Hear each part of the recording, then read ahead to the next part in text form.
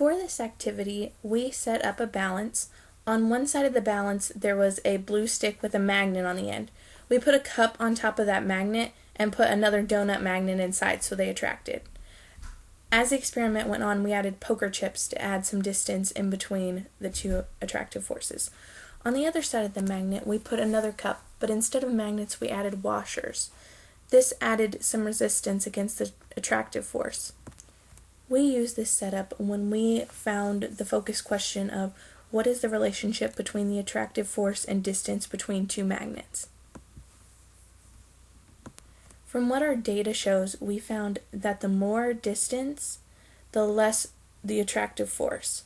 You can see here on our data table that when we had 0 poker chips in between the magnets, it took 18 washers to break that attractive force.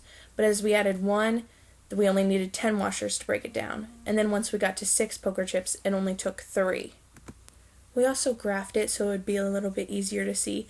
And as you can see, it starts at the top and steadily decreases as we add more poker chips.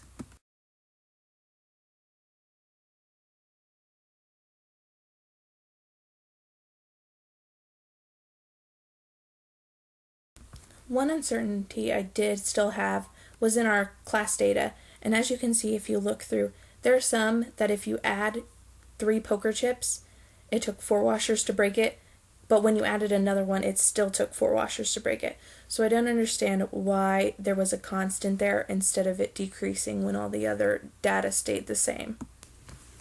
Lastly, one interesting thing I did learn from the experiment was something we talked about in class, and that's how to graph. Now, it's kind of easy for me since I've been doing it for so long, but I really liked the foot and the mountain trick.